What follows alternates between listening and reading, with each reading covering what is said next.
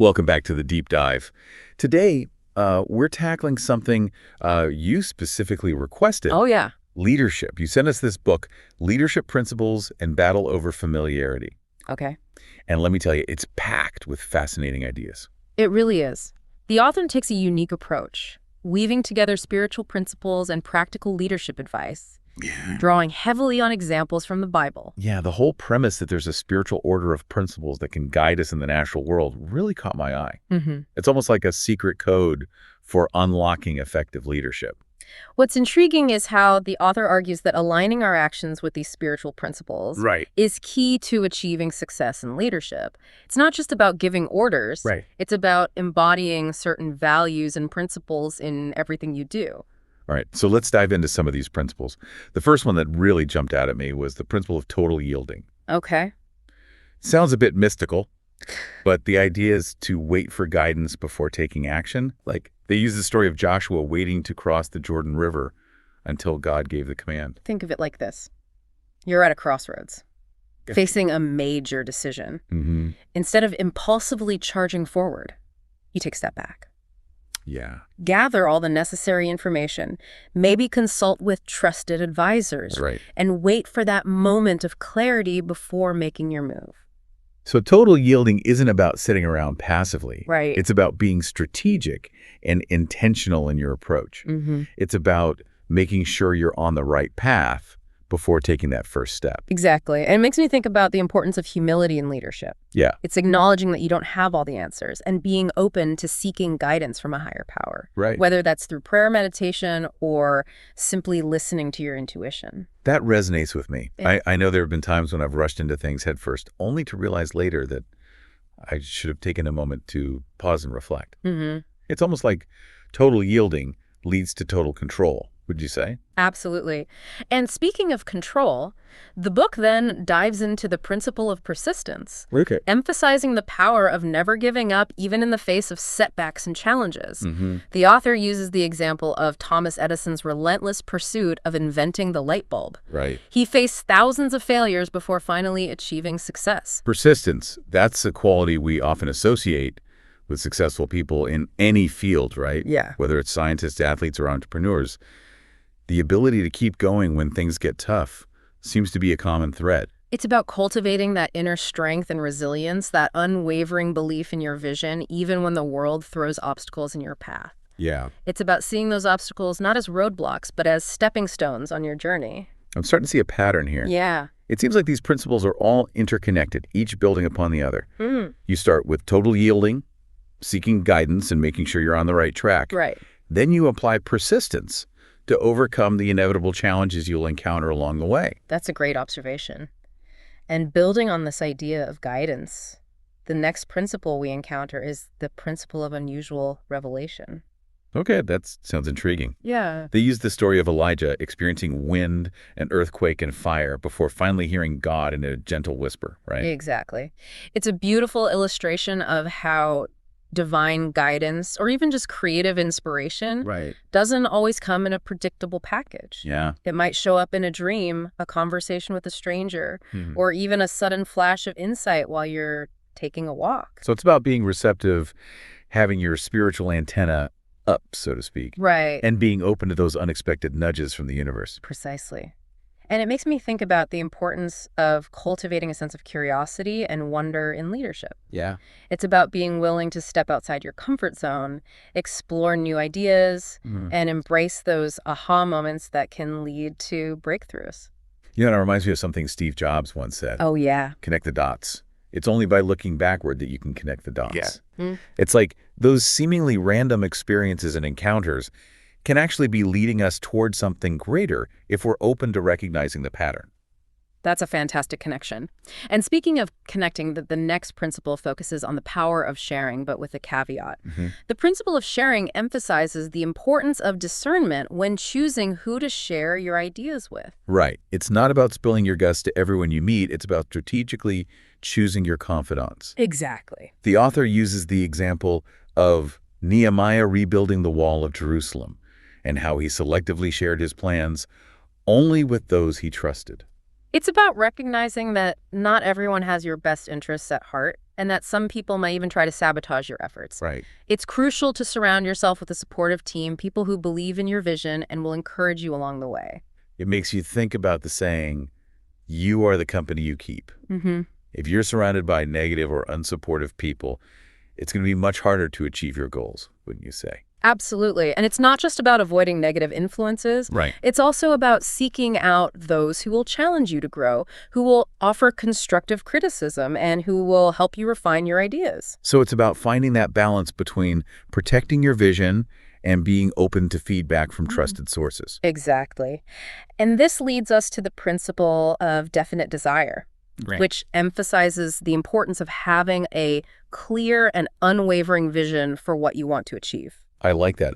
It's not just about vaguely wishing for something. It's about having that burning passion, that crystal clear picture in your mind of what you want to create. The author highlights the story of the Tower of Babel, Right. where a shared vision and desire led to remarkable achievements. Even if the ultimate outcome wasn't exactly what they intended, it underscores the power of collective desire and the importance of aligning your team around a common goal. It's fascinating how a strong shared desire can fuel such incredible efforts. I'm reminded of President Kennedy's famous speech where he declared, "We choose to go to the moon in this decade and do the other things, not because they're easy, but because they are hard." Right. That kind of bold vision can ignite a fire within people and inspire them to achieve extraordinary things. Absolutely. And speaking of bold moves, the next principle might seem a bit counterintuitive, but it's equally powerful. Right. It's the principle of separation, which encourages us to distance ourselves from influences that hinder our growth and spiritual progress. That sounds a little extreme. Yeah. Are we talking about becoming hermits and cutting ourselves off from the world? Not necessarily. It's about being mindful of the people and environments that drain our energy, distract us from our purpose, or hold us back from reaching our full potential. Right. The author uses the example of Abraham leaving his homeland and separating from his nephew Lot to fully embrace God's blessings. So it's more about creating healthy boundaries and surrounding yourself with those who support your growth, right? Exactly. It's about recognizing that sometimes in order to move forward, we need to let go of things or people that are no longer serving us. Right. It might be a toxic relationship, a dead-end job, or even a negative thought pattern that's holding us back. It's like a spiritual detox, right? Clearing out the clutter to make space for new growth and opportunities. That's a great analogy. And this idea of creating space leads us nicely into the next principle, the principle of exploration. Okay. I'm intrigued. What's this one all about? It's about actively seeking understanding and insight into what we've received from God, or even just from life itself. Okay. It's not enough to simply receive blessings or knowledge. Right. We need to explore them, dig deeper, and truly understand their meaning and significance. So it's about being curious and engaged. Right.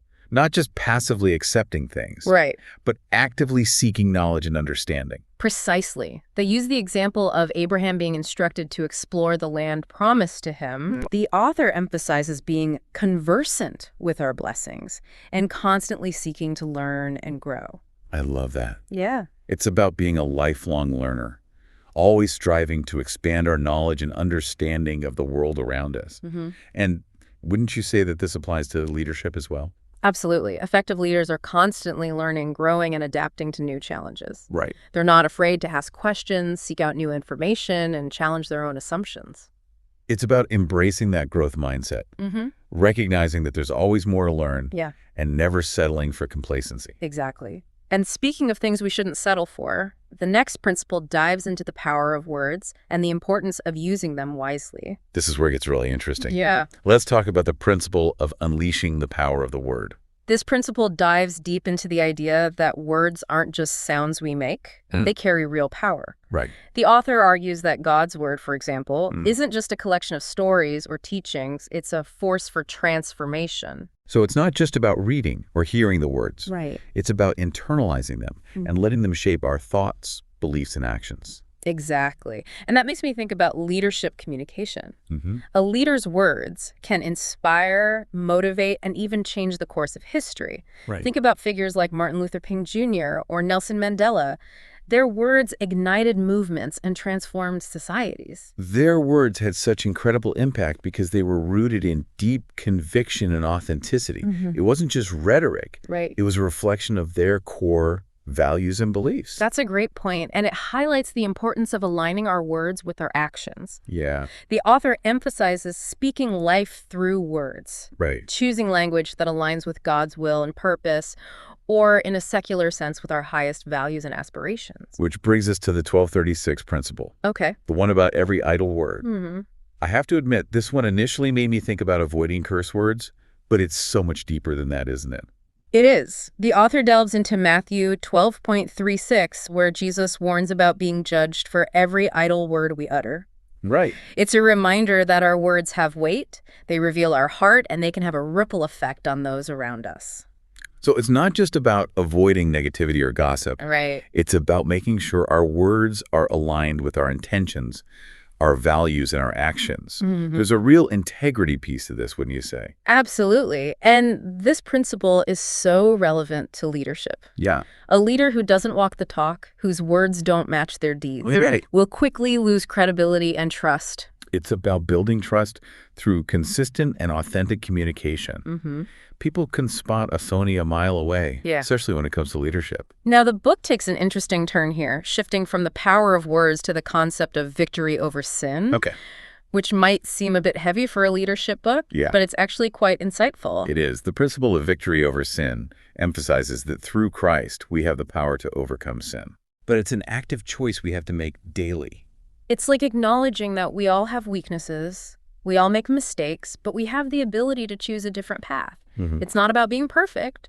It's about striving for progress. It reminds me of the growth mindset we were talking about earlier. Mm-hmm. It's that constant process of self-reflection, identifying areas where we need to improve, and making conscious choices that align with our values and goals. And that leads beautifully into the final principle in this section, the principle of responsibility. Okay. It highlights the responsibilities that come with our freedom in Christ, Right. or in a broader sense, the responsibilities that come with any kind of freedom or power. Right. It's about recognizing that true freedom isn't about doing whatever we want. Mm-hmm. It's about making choices that are aligned with our values and that contribute to the well-being of ourselves and others. The author lists specific responsibilities like resisting temptation, staying focused on what's important, connecting with others who share our values, and putting our faith into action. It's about living a life of purpose and integrity, being accountable for our choices, and using our freedom to make a positive impact on the world. That's a great summary of the core message behind these leadership principles. Yeah. But before we move on to the concept of familiarity, I'm curious, what has resonated most with you so far?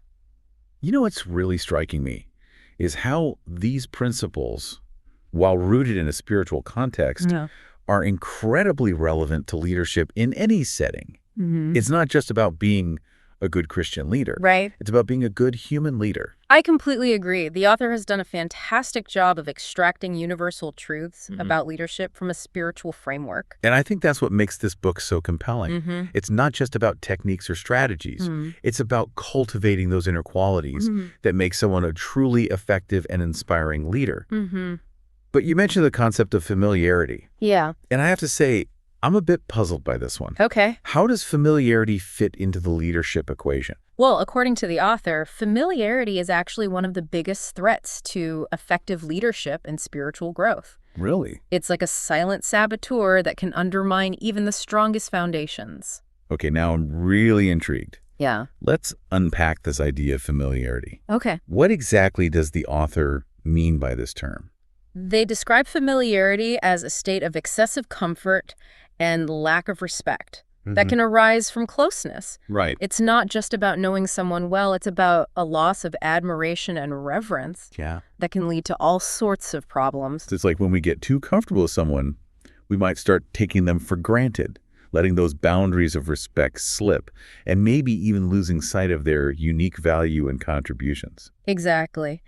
And the author argues that familiarity can be especially damaging in a leadership context. Right. When familiarity creeps into a leader-follower relationship, it can erode trust, breed complacency, and hinder progress. It makes sense. Yeah. If you're too familiar with your leader, you might start questioning their authority, second-guessing their decisions, or even taking advantage of their good nature. Mm-hmm.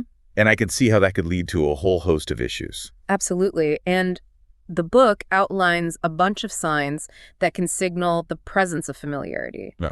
Things like disrespecting leaders, taking liberties without permission, neglecting responsibilities, and even gossiping or speaking negatively about those in authority. It's like familiarity breeds a kind of casualness, a lack of effort in maintaining those respectful boundaries that are so important in any relationship, but especially in a leadership context. The author also links familiarity to a decline in spiritual growth, arguing that it can lead to inconsistency, laziness, and even a sense of entitlement. It's like that old saying, familiarity breeds contempt. When we get too comfortable, we might start losing sight of the things we once admired or respected about someone. Right. And that can lead to a downward spiral in both our personal and professional lives. What's fascinating is how the author analyzes the causes of familiarity. They argued that it often stems from leaders not living by example, being too casual with subordinates, or even sharing confidential information inappropriately. Right. It's like they're saying that familiarity is a two-way street. It's not just about followers being disrespectful. It's about leaders creating an environment where familiarity can flourish. Right. It makes me wonder if sometimes as leaders we unintentionally contribute to the problem. That's an insightful point. The author emphasizes the importance of leaders setting a clear example, maintaining professional boundaries and holding themselves and others accountable for their actions. So it's about striking that balance between being approachable and relatable while still maintaining a level of respect and authority. Exactly. And that's not always easy, especially in today's world where the lines between work and personal life are becoming increasingly blurred. It makes me think about those leaders who try to be one of the guys or just like everyone else. While it's great to be relatable, there's a danger in losing that sense of authority and respect that's essential for effective leadership. Absolutely. And the book goes on to discuss specific signs of familiarity, both internal and external. Like what kind of signs? Give you some examples. Well, internally, it might manifest as a lack of motivation, a sense of complacency, or even a feeling of resentment towards those in authority. Right. Externally, it might show up as gossip, backbiting, or a general lack of respect for leadership. So it's like familiarity can poison our thoughts and attitudes as well as our actions. It can create a breeding ground for negativity and discontent. Precisely. And the author is very clear about the dangers of familiarity. They argue that it can kill dreams, distort our focus, and even lead us down the wrong path. So what do we do about it? Is there an antidote to this familiarity virus? Can we protect ourselves from its negative effects? Well, the good news is that the book offers some solutions. It outlines a multi-step process for overcoming familiarity, which we'll delve into in more detail. But first, let's pause here and ask you, the listener, what resonates with you most about this concept of familiarity? Yeah, this is a topic that can really hit close to home for many of us. We'd love to hear your thoughts and experiences. Feel free to share them with us on our website or social media. So we've explored the dangers of familiarity, but the big question is, how do we actually combat it? Is there a way to break free from its grip and reclaim that sense of respect and reverence? The good news is the book doesn't just leave us hanging with a warning. Okay, good. The author outlines an 8-stage process for overcoming familiarity, and it's actually quite practical and insightful. Okay, I'm all ears. Let's dive into this 8-stage plan. All right. What's step 1? The first step is acknowledging the problem. It's about recognizing that familiarity exists in our lives. And that it's having a negative impact. It's kind of like shining a light on those shadowy areas where familiarity might be lurking. So it's about facing the truth, even if it's uncomfortable, and admitting that we might have let things slide a bit. Exactly. It's that crucial first step of awareness, realizing that we need to make a change. And then step 2 is about identifying the specific ways familiarity is manifesting in our lives. So it's not just a general sense of, oh, I'm being too familiar. It's about getting specific. Are we disrespecting leaders? Taking liberties? Neglecting our responsibilities? Precisely. It's about taking an honest look at our thoughts, attitudes, and actions, and pinpointing those areas where familiarity is rearing its head. And I imagine this requires a good dose of self-awareness. And maybe even some feedback from trusted sources. Absolutely. Sometimes it takes an outside perspective to help us see those blind spots. And once we've identified those areas, step 3 is all about repentance. Okay, now we're getting into the spiritual side of things. What does repentance look like in this context? It's about acknowledging our wrongs, asking God for forgiveness, Okay. and making a conscious decision to turn away from those familiar patterns that are no longer serving us. So it's not just feeling bad about it, it's about taking concrete steps to change our behavior and make things right. Exactly. It's about committing to doing better and aligning our actions with our values. And this leads us to step 4, which is renewing our minds. Renewing our minds, that sounds like a pretty big task. Yeah. What does that entail? It's about intentionally shifting our thoughts and attitudes, focusing on God's perspective and embracing his principles. Okay. It's about replacing those negative familiar thoughts with positive life-giving ones. So it's about recognizing that our thoughts shape our reality. Right. If you're constantly thinking negative or disrespectful thoughts, that's going to manifest in our words and actions. Exactly. And that's why renewing our minds is so crucial. Yeah. It's about creating a mental environment where respect, reverence, and gratitude can flourish. Okay, so we've acknowledged the problem, identified specific areas, repented and renewed our minds. Right. What's next? Step 5 is about surrounding ourselves with the right people. Okay. It's about seeking out those who will encourage our spiritual growth. Right. And challenge us to live a life of integrity. It's about building that support system, finding those people who will hold us accountable and lift us up when we're struggling. Right? And it might also mean distancing ourselves from those relationships that might be enabling or even fueling our familiarity. Okay. It's about recognizing that sometimes we need to make tough choices about who we let into our inner circle. So it's about creating healthy boundaries both in our personal and professional lives to protect ourselves from those influences that might lead us astray. Precisely.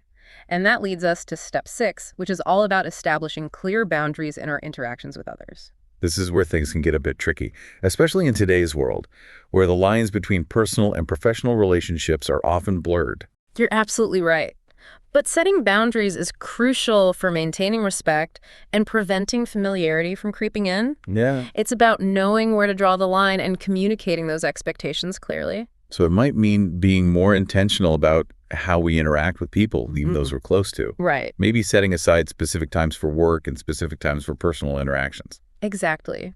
And it's not about being cold or distant. It's about creating healthy boundaries that allow for both closeness and respect. Okay. We're almost there.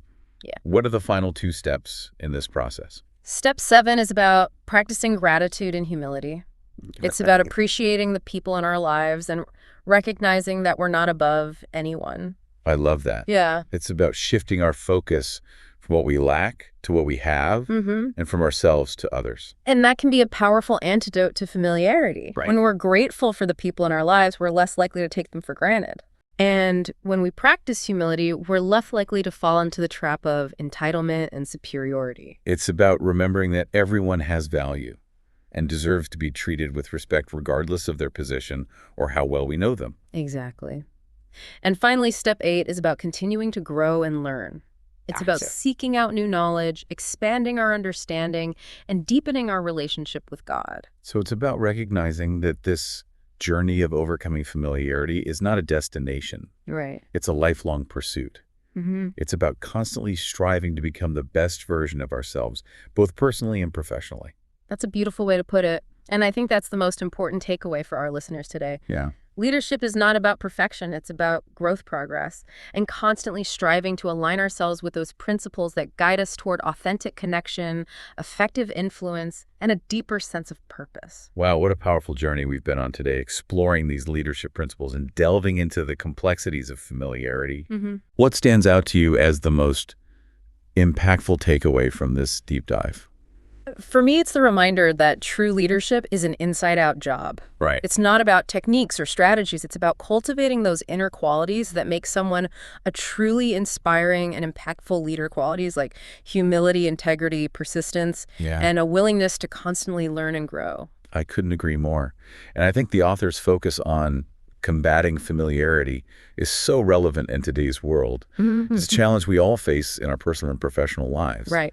But by recognizing the signs, understanding the causes, and implementing those 8 steps, we can break free from its grip and reclaim those qualities of respect, reverence, and gratitude that are essential for healthy relationships and effective leadership. It's a reminder that leadership is not about power or control. It's about service connection and inspiring others to become the best versions of themselves. Well said. Thank you for diving deep with us today, and thank you to our listener for sharing this incredible book with us. You're welcome. Remember, the journey of leadership is a lifelong adventure filled with challenges and triumphs. Embrace the principles, stay vigilant against familiarity, and never stop growing. Right. Until next time, keep seeking, keep leading, and keep diving deep.